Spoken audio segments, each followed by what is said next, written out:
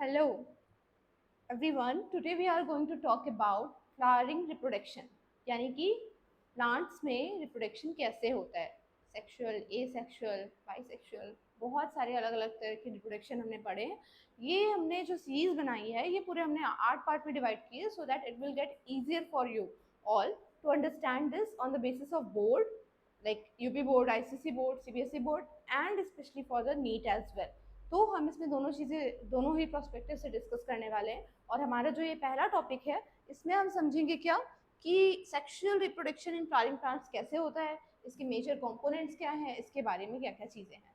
तो आइए स्टार्ट करते हैं। Sexual reproduction in flowering plants, जिसको हम लोग क्या कहते हैं, sexual reproduction in flowering plants, mainly हम लोग इसमें एंजियोस्पर्म्स के बारे में पढ़ने वाले हैं। अब एंजियोस्पर्म्स क्या है, जब आप प्लांट किंगडम पढ़ते हो तो प्लांट किंगडम में आपको पता चलता है कि एंजियोस्पर्म एक ऐसी डाइवर्स स्पीसीज का ग्रुप है जिसमें आपको जो फ्रूट फॉर्मेशन होता है, ठीक है, आपका जो फ्रूट फॉर्मेशन होता है और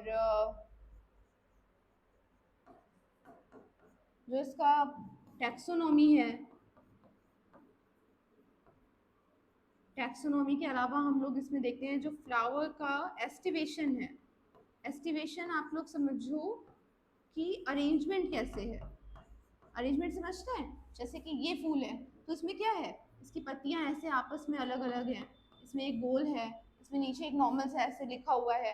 दूसरे फ्लावर्स में क्या होता है, उसमें सेपल्स होते हैं, किसी की एंड्रोशियम अलग तरीके से होता है, किसी की ओवरी अलग तरह से होती है। तो इसको हम सब लोग क्या करते हैं, एंजियोस्पर्म में ये चीज़ बहुत ज़्यादा डाइवर्स होती है। अब डाइवर्स होती है यानी कि बहुत ज़्यादा वेराइटीज़ होती हैं, वेराइटीज़ है तो आपको पढ़ने के लिए ज़्यादा कुछ मिल जाएगा। तो ये क्या है, एंजियोस्पर्म में हाईली ऑर्गेनाइज्ड होता है और कॉम्प्लेक्स प्रोसेस होती है, जिसका रिजल्ट क्या होता है, formation of genetically diverse offspring. Okay, genetically ही हमें क्या मिलता है, नेचुरल फॉर्म में ही हमको बहुत ज़्यादा डाइवर्सिटी मिल जाती है ऑफस्प्रिंग में। मतलब अगर एक दूसरी तरह का प्लांट है तो शायद दूसरा फूल जो उसका निकलेगा वो थोड़ा सा बेटर तरीके से निकलेगा या चेंजेस के साथ। Unlike asexual reproduction, it involves the fusion of male and female gametes. हमने जब ह्यूमन रिप्रोडक्शन पढ़ा था तो हमें पता था फीमेल और मेल होता है। इसमें भी क्या है, यहाँ प्लांट्स में भी मेल और फीमेल गैमीट्स पाए जाते हैं, जिनकी मदद से क्या होता है, वेरिएशन हमें देखने मिलता है, जो कि इसके लिए इसेंशियल है, इवोल्यूशन के लिए और एडॉप्टेशन के लिए। गेस व्हाट, जैसे हमारे पूर्वज क्या थे, बंदर थे। अगर हमारे अंदर वेरिएशन नहीं हुआ होता तो आज भी हम क्या, एक पूंछ और बहुत सारे हेयर्स बॉडी पे और बिल्कुल वैसे ही रह रहे होते। पर क्या हुआ, धीरे धीरे इवोल्यूशन हुआ, उस इवोल्यूशन की वजह से क्या है, today we are look like this. तो ठीक वैसे ही क्या था, पहले जो फ्लोरा और फाउना थे, तो जो फ्लोरा प्लांट्स थे ये भी बहुत ज़्यादा बड़े हुआ करते थे। फिर धीरे धीरे डाइवर्सिटी हुई, वेरिएशन हुआ और अभी क्या है, हमें बहुत सारे नॉर्मल साइज के पेड़ देखने मिलते हैं। ठीक है, तो हम लोग इसको पढ़ेंगे। इससे पहले एक important point, a unique and defining feature of angiosperm is double fertilisation.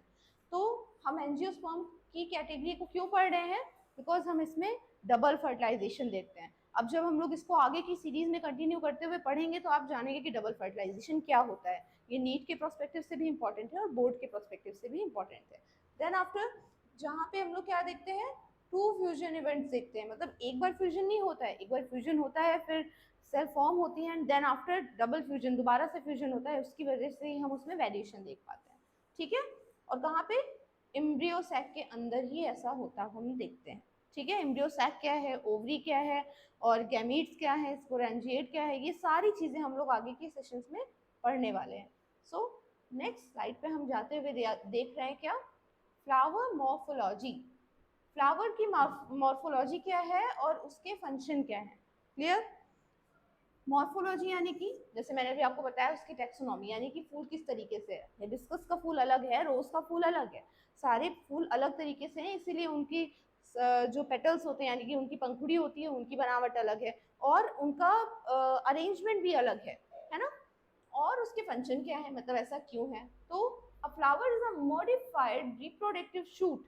Reproductive shoot क्यों कहा गया है, क्योंकि जो एक नॉर्मल सा पेड़ होता है उसमें पत्तियां निकलती हैं और उसी में से एक जो अपर मेन वाला होता है वही क्या होता है, रिप्रोड्यूस, यानी कि रिप्रोडक्शन के बेसिस पे वो मॉडिफाई होकर क्या बन जाता है, रिप्रोडक्टिव शूट बन जाता है। वेयर इंटरनोड्स आर कंडेंस्ड, जहाँ के इंटरनोड्स क्या है, कंडेंस्ड है, बहुत ही अच्छे से अरेंज है, and the leaves are modified into specialised structure for reproduction. यानी कि आपने कभी देखा है सभी के घर में तुलसी का पेड़ होगा, तुलसी के पेड़ में क्या होता है, या आपने किसी भी पेड़ को देखा हो, आपने नॉर्मली देखा है कि जहाँ पे भी फूल निकला होता है उसके आगे कुछ भी नहीं होता है। कभी ऐसा होता है कि जो है ऐसे फूल निकला हुआ है फिर उसके ऊपर से स्टेम निकल गई है, नहीं। यानी कि जो पेड़ होता है, जो प्लांट होता है, वो उसी तरीके से ही बनता है कि उसका जो टिप होगा वहां पे फ्लावर का प्रोडक्शन होगा।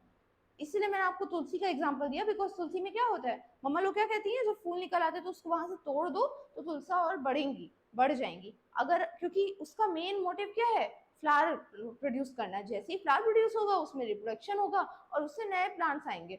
लेकिन आप उसको तोड़ दोगे तो प्लांट क्या करेगा, वो अपने आप को फिर से ग्रो करेगा, फिर से मॉडिफाई करेगा, मॉडिफाई करने के लिए फिर से वो यहाँ पे क्या करेगा, फ्लावर का फॉर्मेशन करेगा।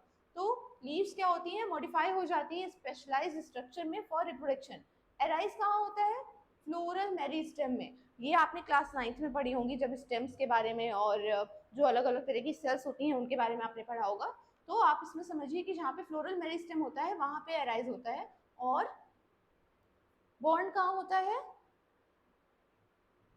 Born on a stock. Stock यानी कि जैसे मैंने अभी आपको बताया, स्टॉक क्या होता है, tip, tip of the stem को हम स्टॉक कहते हैं, ठीक है, जिसको हम पेडिकल भी बोलते हैं,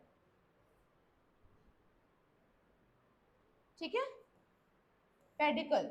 the base of the flower is called thalamus. Thalamus क्या है, रिसेप्टिकल है जहाँ पे फ्लोरल ऑर्गन्स होते हैं। अब आप ऐसे समझो कि अगर आपने एक फूल लिया हुआ है, ये स्टेम का उसमें मॉडिफाई हुआ है, ऊपर उसकी पंक्तियां पेटल्स हैं, नीचे उसका सेपल है, सेपल के नीचे यानी कि जो फूल है, फूल ऊपर से आपको सुंदर लग रहा है, उसके बैक साइड में अगर आप देखोगे तो क्या है, नीचे आपको ओवरी टाइप का दिखेगा, that is called the thalamus. जहाँ पे वो फूल जब पंखुड़ियां गिर जाती हैं तो वही जो ओवरी होती है वही डेवलप होकर फ्रूट का फॉर्मेशन करती है, ठीक है। अभी हम लोग इसमें क्या पढ़ेंगे, दो चीजें होती हैं, एक होती है एसेसरी होल्स, एक होता है एसेंशियल होल्स, ठीक है। एसेसरी में हम लोग पढ़ेंगे कैलिक्स। ये क्या है, आउटर मोस्ट होल्ड होता है जो कि बनता है सेपल से। सेपल क्या है, आप पेटल देखते हो ना, जैसे आपने देखा कि फूल है, यहाँ समझो, इस चीज को ऐसे समझो कि अगर ये ऐसे पूरा आपका फूल बना हुआ है तो यहाँ पे एक नीचे भी तो एक छोटा सा ऐसे कुछ करके बना होता है ना, ये चीज। तो अगर ये आपकी होती है क्या, ये आपका पेटल होता है, और जो ये होता है ग्रीन कलर का, this is called the sepal. Sepal क्या करता है, जो हमारी पेटल होती है उसके लोअर पोर्शन को एक साथ बांध के रखता है। इसका सबसे अच्छा एग्जांपल मैरीगोल्ड है। मैरीगोल्ड का फूल होता है, आपने उसके सेपल को हटा दिया, ग्रीन पोर्शन को हटा दिया, बस तुरंत क्या होती हैं, वो सारी पेटल्स खुल जाती हैं, क्योंकि वो सब एक साथ नहीं होती, वो अलग अलग होती है, आपस में जुड़ी नहीं होती हैं। तो थैलेमस हो गया। कैलिक्स में क्या हुआ, सेपल होता है, usually green in colour, most of the time green in colour होता है, बट जरूरी नहीं है, ठीक है। और वही सेपल जब आगे जो है जो फ्रूट बन जाता है, जैसे कि आप टमाटर देखते हो, टमाटर पे क्या होता है, ग्रीन कलर के ऊपर लगे होते हैं ब्रिंजल। ब्रिंजल क्या होता है, ब्रिंजल पे भी तो एक ग्रीन कलर का पूरा उसका एक टोपी जैसा होता है, वो सेपल होता है जो आगे चल के डेवलप करता है और इस चीज में कन्वर्ट हो जाता है। और ये प्रोटेक्ट करते हैं पेटल को बर्ड स्टेज से। जब बर्ड यानी कि जब वो क्या होती है, बर्ड होती है, कली के जैसे होती है, तब वो पूरा वो ग्रीन कलर से तो ऐसे आपस में छुपा होता है ना अंदर, फिर वो धीरे से जब वहां पे ऐसे डेवलप करता है तब वो निकलता है और सेपल्स नीचे हो जाते हैं और पेटल्स बाहर की ओर निकल आती हैं, clear. And prevents desiccation, desiccation यानी कि उसको सूखने से भी बचाता है। फिर कोरेला, कोरेला क्या है, composed of petals often brightly coloured and scented. कोरेला वो पोर्शन है जो बाद में डेवलप होकर पेटल्स बनता है।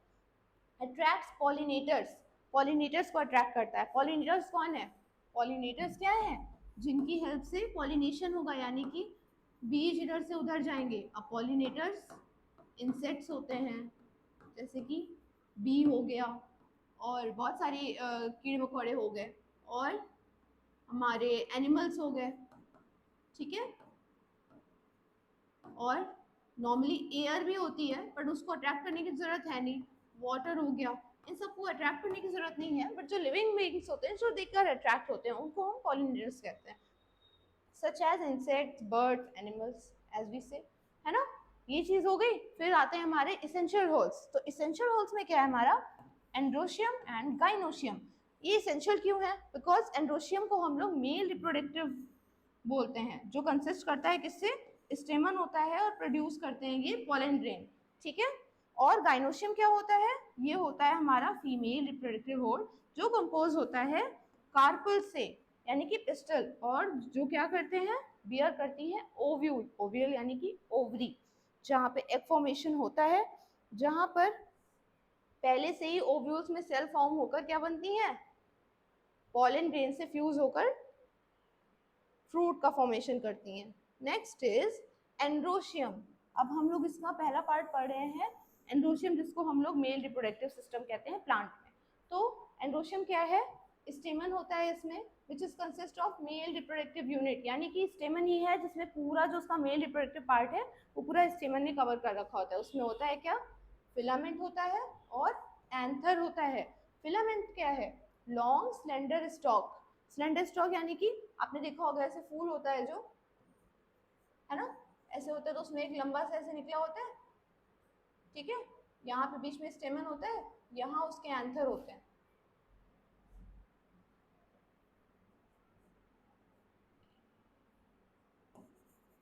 ठीक है, इसको ऐसे समझो, आपने इसको ऐसे बनाया,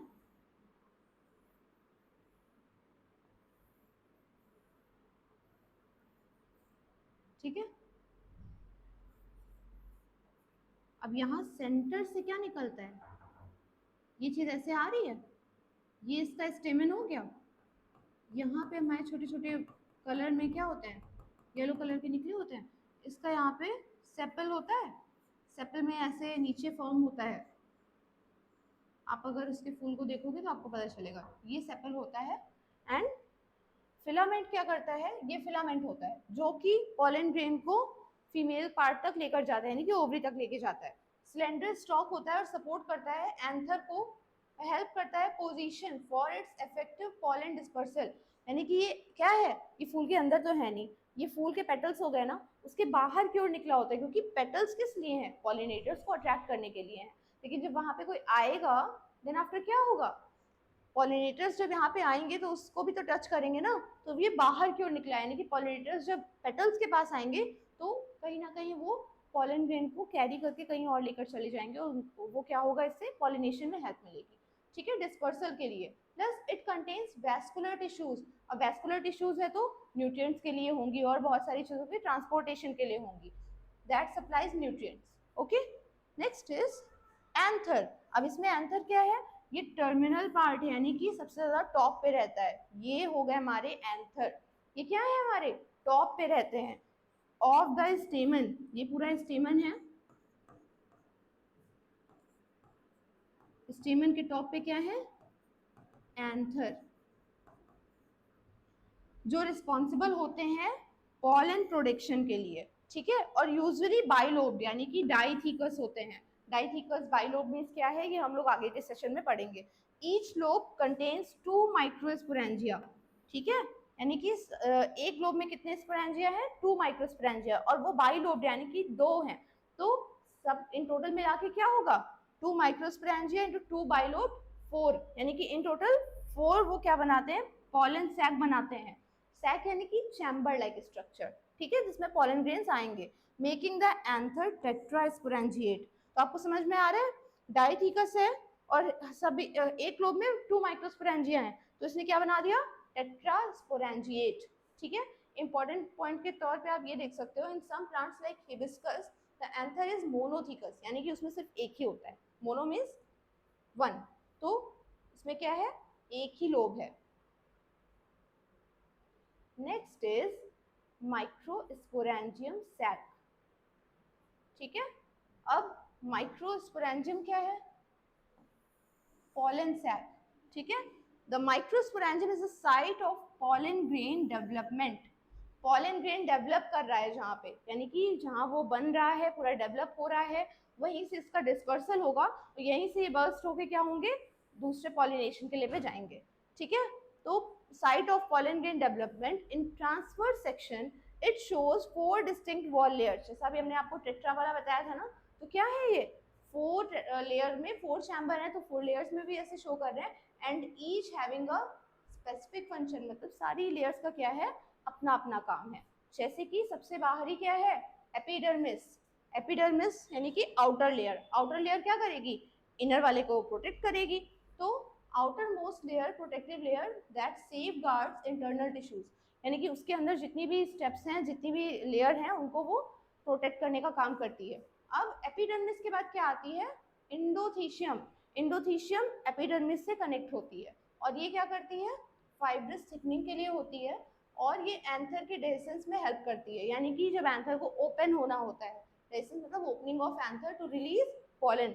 अब एंथर अगर रिलीज पॉलन रिलीज नहीं करेगा बनाने के बाद में, सब कुछ बन जाएगा लेकिन वो रिलीज ही ना करे, बाहर ही नहीं निकलेगा, तो क्या पॉलिनेशन हो पाएगा, नॉट पॉसिबल।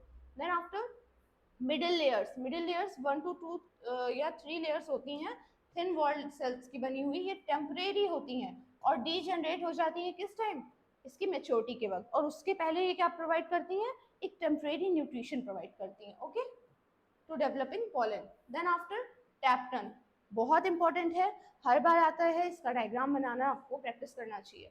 ये इनर मोस्ट होती है और मोस्ट इंपॉर्टेंट लेयर होती है because consist of cells with dense cytoplasm. Cytoplasm क्या होता है, सेल्स के अंदर साइटोप्लाज्म होता है ना, जिसके अंदर सारे कंपोनेंट्स पाए जाते हैं। जैसे आप सेल पढ़ते हो, उसमें आपका लाइसोसोम होता है, उसमें आपका माइटोकॉन्ड्रिया होता है, एंडोप्लाज्मिक रेटिकुलम होता है, तो ये सेल्स के अंदर होते हैं। और सेल के अंदर लिक्विड लाइक जो होता है वो होता है साइटोप्लाज्म। तो यहाँ पे क्या है, साइटोप्लाज्म बहुत ही डेंस होता है और मल्टीपल न्यूक्लियाई होते हैं, मतलब जरूरी नहीं है कि एक ही न्यूक्लियस हो, इसमें मल्टीपल न्यूक्लियाई देखने को मिलते हैं, ठीक है।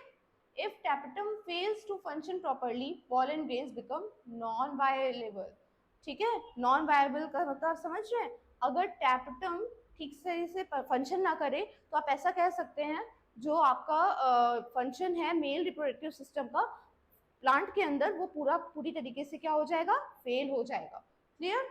देन आफ्टर फंक्शंस क्या है इसके, न्यूट्रिशन प्रोवाइड करना है माइक्रोस्पोर्स के डेवलप होने तक, और मटेरियल को प्रोड्यूस करना है जिसको स्पोरोलेनिन बोलते हैं, जिसको हम आगे पढ़ेंगे, ये पॉलन वॉल के लिए होता है, ठीक है।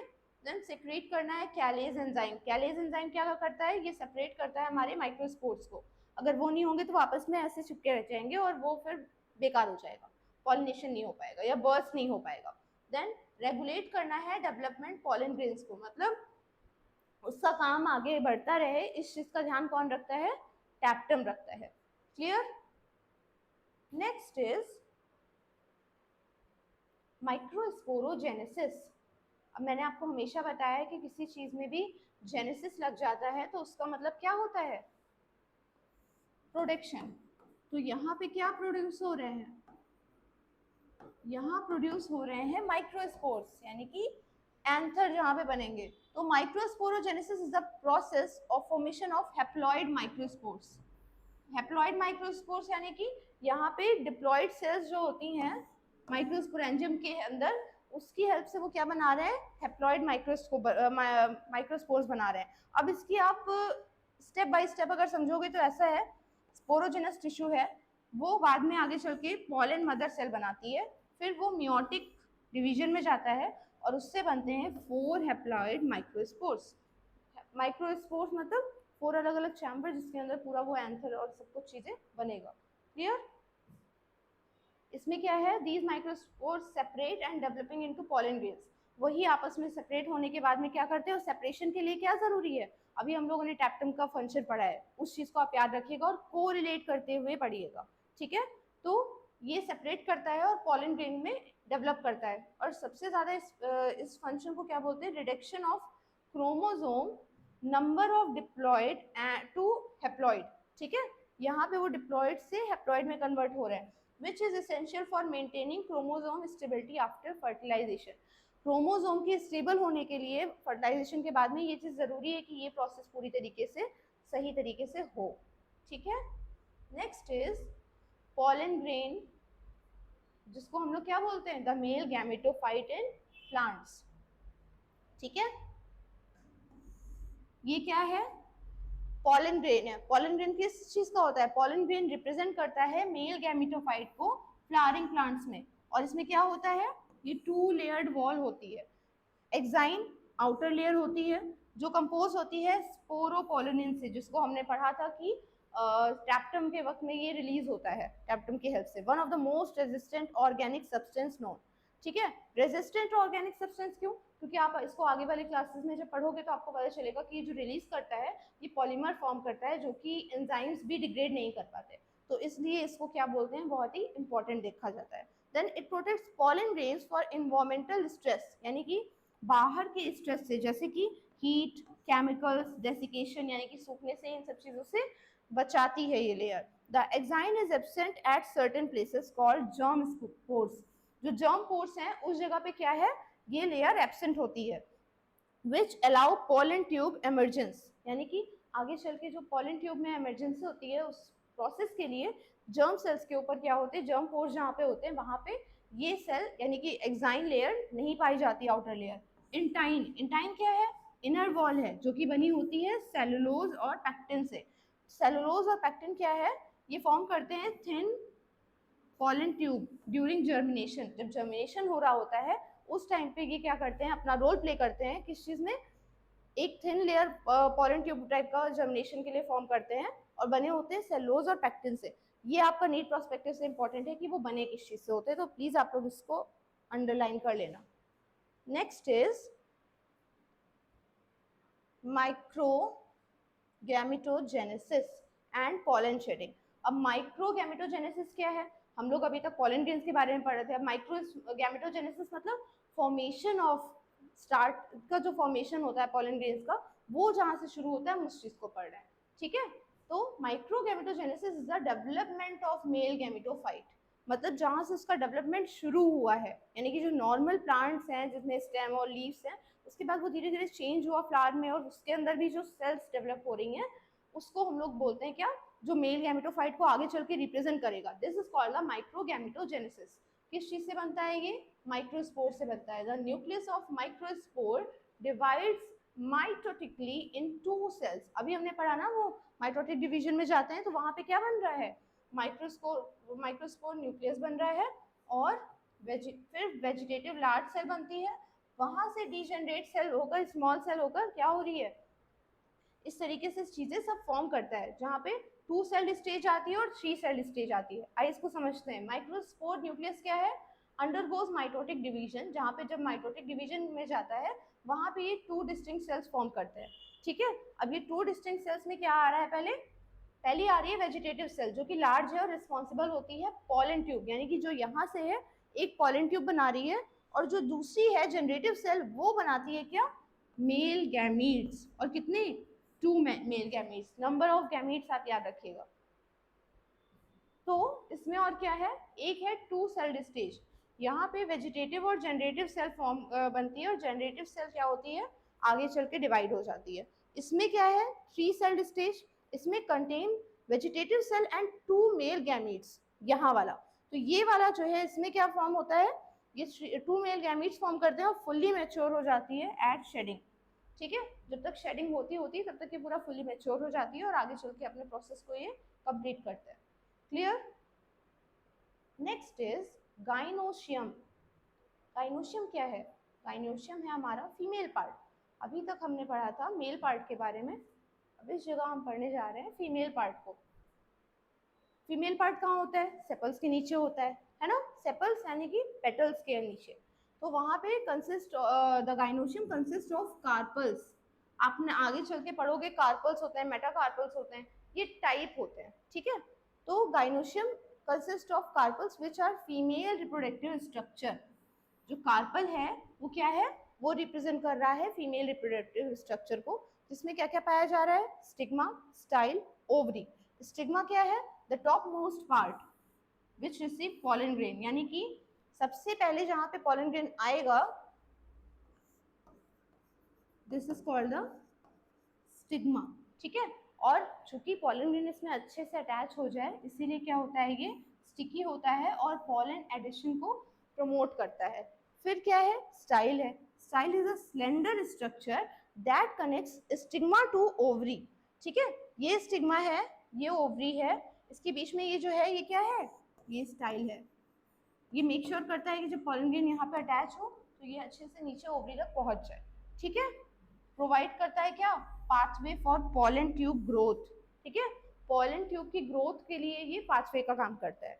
देन ओवरी, ओवरी हम सबको पता है यहाँ ये ओवरी होती है। Basal swollen part that contains ovules, ovules यानी कि ओव्यूल्स कैसे डेवलप हो रहे हैं और ये फीमेल गैमेटोफाइट को रिप्रेजेंट करता है। ठीक है, after fertilization the ovary develops into a fruit and the ovules develop into the seeds।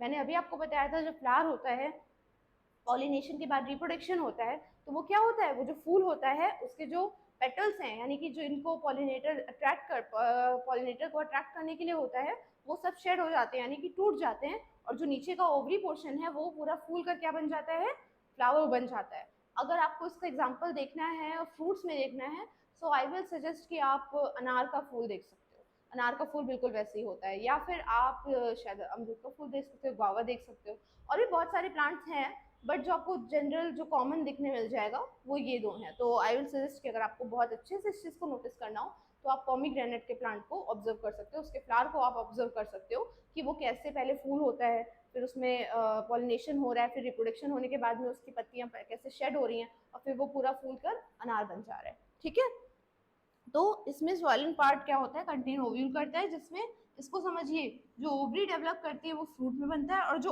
Ovules होते हैं वो बनते हैं सीड्स। सीड्स किस लिए ज़रूरी हैं, आगे फर्दर जर्मिनेशन के लिए सीड्स ज़रूरी हैं, तो ये इंपॉर्टेंट है। आप ये देखिएगा डिवाइड होने के बाद वो बन क्या रहे हैं। अभी हमने इसको शुरुआत में ही पढ़ा था डबल फर्टिलाइजेशन के बारे में। डबल फर्टिलाइजेशन किस में हो रहा है, हमने पढ़ा था कि एंजियोस्पर्म्स में बहुत कॉमन है डबल फर्टिलाइजेशन। ये इसको हम लोग यूनिक फिनोमेना इन एंजियोस्पर्म भी कहते हैं बिकॉज ये मोस्टली जितने भी मतलब बहुत रेयर ऐसा है, ऐसा तो नहीं है कि बाहर किसी और प्लांट किंगडम में ऐसा नहीं हो रहा है, बट प्लांट किंगडम में जो एक डाइवर्स फॉर्म में सबसे ज़्यादा ये जहाँ हो रहा है ये हमारा एंजियोस्पर्म में हो रहा है, जहाँ पे क्या होता है पॉलन ट्यूब इंटर करते हैं एम्ब्रियो सैक में, वहाँ पे वो रिलीज करते हैं two male gametes, two male gametes यानी कि पॉलन ग्रेन। ठीक है, फिर वहाँ पे ये अंडरगो जाते हैं यानी कि प्रोसेस में जाते हैं सिनगैमी में। सिनगैमी में क्या होता है, फर्स्ट मेल गैमीट फ्यूज होता है एग से और फॉर्म करता है जाइगोट। अब जाइगोट फॉर्म कर रहा है तो ये 2n है यहाँ पे, ठीक है, 2 सेल्स है। और ट्रिपल फ्यूजन कहाँ पे हो रहा है, यानी कि सेकेंड मेल गैमीट फ्यूज करता है 2 पोलर न्यूक्लियाई से। अभी 2 पोलर न्यूक्लियाई कैसे बन रहे हैं, जब यहाँ पे फर्स्ट टाइम वो फ्यूज कर रहा है तब सेल डिवाइड हो रही है, सेल डिवाइड होने के बाद में 2 पोलर न्यूक्लियाई बनते हैं और कुछ होती हैं जो बाहर की लेयर्स के लिए बनती हैं यानी कि अंदर वो सेफ रहे उसके लिए जो सेल वॉल बनती है और वो सारी चीज़ें, तो वो 2 पोलर न्यूक्लियाई जो होता है 2n होता है उससे वो फ्यूज करता है और क्या बनाते हैं एंडोस्पर्म, जो कि फिर 3n में कन्वर्ट हो जाता है। क्लियर, 3n में ये कन्वर्ट हो जा रहा है। इसमें इंपॉर्टेंट प्रोसेस क्या है, these two process together syngamy and triple fusion are collectively called double fertilisation. तो डबल फर्टिलाइजेशन कोई एक पूरा ग्रुप है किस चीज का, सिनगैमी और ट्रिपल फ्यूजन के दोनों प्रोसेस को क्या बोलते हैं, मिलाकर क्या हो रहा है, डबल फर्टिलाइजेशन हो रहा है। अभी हम लोगों ने यहाँ जितना पढ़ा है इस चीज को एक बार रैप अप करते हुए हम लोग इसको देखते हैं। सबसे पहले हमने पढ़ा था कि फ्लावर का स्ट्रक्चर का क्या होता है, जिसमें हमने कैलिक्स, कोरोला, एंड्रोशियम और गाइनोशियम पढ़ा था। ठीक है, कैलिक्स और कोरोला क्या है, एसेसरी है, एंड्रोशियम गाइनोशियम इसेंशियल है बिकॉज इसके बिना फर्टिलाइजेशन नहीं हो पाएगा। देन आफ्टर माइक्रोस्पोरेंजियम के बारे में पढ़ा था जिसमें हमने बताया 4 लेयर होती हैं, epidermis, endothecium, middle layer, tapetum. ठीक है, सभी का अपना अपना रोल है पॉलन डेवलपमेंट में। देन आफ्टर माइक्रोस्पोरोजेनेसिस जिसमें क्या हो रहा है, डिप्लॉयड जो पीएमसीज हैं वो अंडरगो जा रही है म्योसिस के, फिर वो 4 हैप्लॉइड माइक्रोस्पोर्स बना रही हैं और वही बाद में चल के क्या बन रहे हैं, पॉलन ग्रेन्स बन रहे हैं। देन आफ्टर पॉलन ग्रेन कि भाई ये क्या होता है, मेल गैमेटोफाइट होता है जो कि रेजिस्ट करता है स्पोरोपोलिन और सेलुलोज और पैक्टिन की बनी अलग अलग लेयर्स को, एक आउटर मोस्ट है एक इनर मोस्ट लेयर है। कर देती हूँ जिससे कि लिखा हुआ सारा चला जाएगा, अब यहाँ से दोबारा से करोगे तो हो जाएगा। ठीक है, तो अभी हम लोग क्या करेंगे, एक समरी पढ़ लेते हैं कि हमने क्या क्या पढ़ा। पहले हमने पढ़ा फ्लावर स्ट्रक्चर के बारे में कि उसमें मेल कौन सा है, फीमेल गैमेटोफाइट्स कौन से हैं। देन आफ्टर हमने पढ़ा माइक्रोस्पोरेंजियम के बारे में कि माइक्रोस्पोरेंजिया क्या क्या होता है, इसमें 4 लेयर्स होती हैं, एपिडर्मिस, एंडोथीशियम, टैप्टम और मिडिल लेयर। ठीक है, देन आफ्टर हमने पढ़ा माइक्रोस्पोरोजेनेसिस, जिसमें हमने जाना कि वो मियोसिस कहाँ पे हो रहा है और वो पॉलन ग्रेन्स कैसे फॉर्म हो रहे हैं, ठीक है। देन आफ्टर हमने पॉलन ग्रेन को पढ़ा कि भाई उसका स्ट्रक्चर क्या है, उसका काम क्या है, उसका रिलीज होना क्यों जरूरी है, उसमें पॉलन ट्यूब होता है। देन आफ्टर हमने लास्ट में पढ़ा डबल फर्टिलाइजेशन के बारे में, जिसमें हमने पढ़ा कि सिनगैमी और जो दूसरा है हमारा प्रोसेस ट्रिपल फ्यूजन, उसको मिला के हमारा क्या बन रहा है, डबल फर्टिलाइजेशन बन रहा है। तो आज ये पहला लेक्चर था हमारा, इसके आगे हमारे 2 और लेक्चर आएंगे और इसमें और भी ज़्यादा अलग अलग पार्ट्स हैं, ठीक है। तो आप इस चीज़ को ध्यान रखिएगा और सारे नोट्स अच्छे से बनाइएगा, so that you can easily understand कि ये क्या होता है। इंस्टेड ऑफ सेइंग कि आप इसको सब्सक्राइब कीजिएगा, लाइक कीजिएगा, I am not going to say that. If you found this informational, just follow us, और हमारे जो लेक्चर्स आ रहे हैं बैक टू बैक मैं पार्ट में ही बना रही हूँ, आप इन चीज़ों को फॉलो